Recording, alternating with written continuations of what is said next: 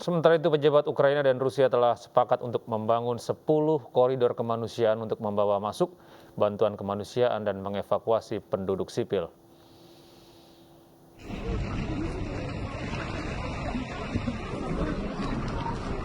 Pejabat kantor Presiden Ukraina Kirilo Timoshenko pada hari Sabtu merilis video yang menunjukkan ratusan warga yang dievakuasi dari Zaporizhzhia dan Severodonetsk.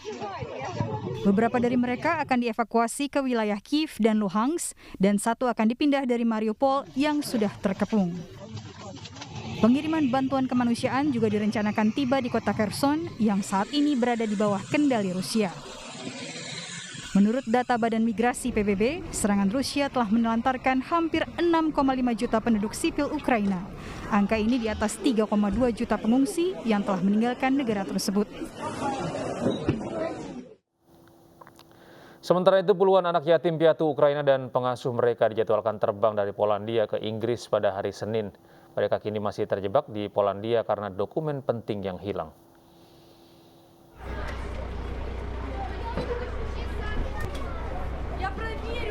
46 anak yatim piatu yang ditampung di panti asuhan di kota Dnipro, Ukraina dan sekitarnya direncanakan untuk diterbangkan ke London, Inggris oleh Yayasan Save a Child.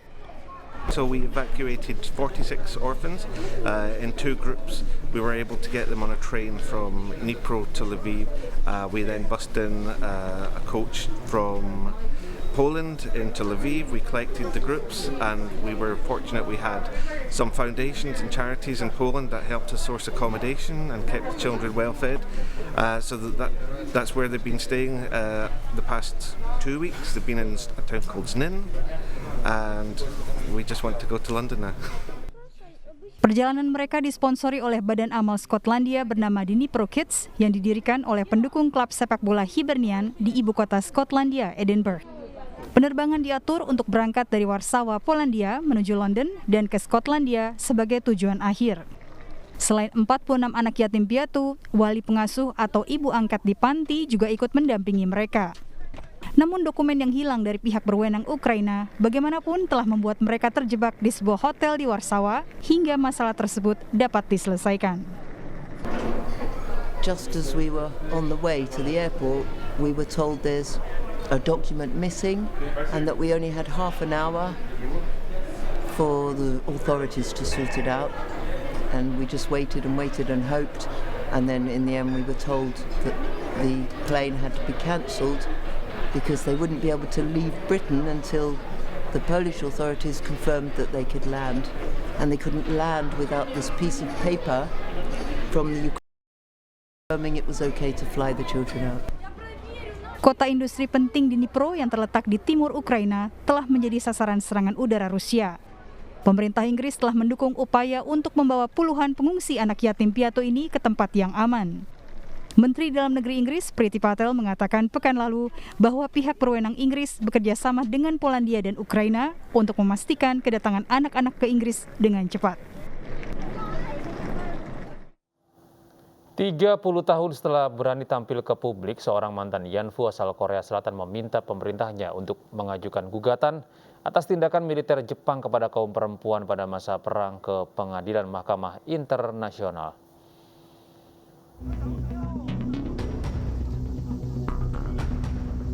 Kisah penculikan, pemerkosaan, dan prostitusi paksa oleh militer pada masa Perang Jepang telah dituturkan secara terbuka di hadapan publik oleh Lee Yong-soo, seorang Yanfu asal Korea Selatan. Lee mengaku dia khawatir kehabisan waktu untuk mendapatkan keadilan. Wanita berusia 93 tahun ini adalah salah satu dari kelompok penyintas perbudakan seksual Korea Selatan yang telah menuntut sejak awal 1990-an. Bahwa pemerintah Jepang harus sepenuhnya menerima kesalahan dan menawarkan permintaan maaf yang tegas atas pelecehan yang mereka lakukan. 자꾸 다 죽기만은 기다리는 일본과 한국입니다.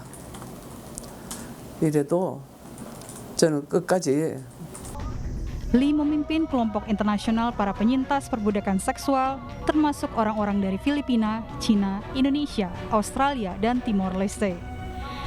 Mereka berencana untuk mengajukan petisi kepada penyelidik hak asasi manusia PBB pekan ini untuk menekan Seoul dan Tokyo agar bersama-sama merujuk konflik mereka atas masalah tersebut ke Mahkamah Internasional.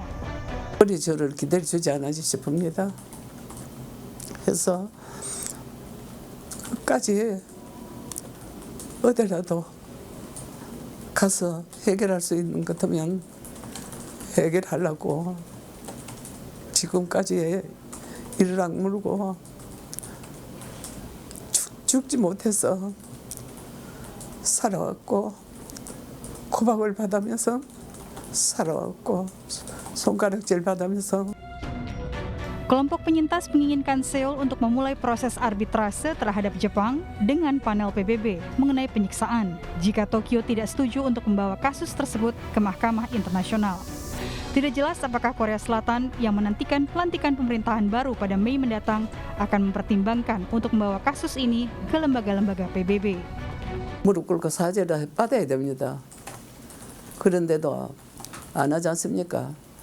그러면 저는 이렇게 말하고 있었습니다. 너가 선진국가에 들어가려면 빨리 사죄하고 배상해라 하는 걸 얘기하고 있었습니다. Lee mengaku sulit untuk tetap bersabar setelah bertahun-tahun. Dia menangis ketika menceritakan diseret dari rumah ketika berusia 16 tahun untuk melayani para tentara Jepang sebagai ianfu atau budak seksual. Kisah ini pertama kali diceritakan kepada dunia pada tahun 1992. Namun 30 tahun kemudian tidak ada penyelesaian hukum apapun.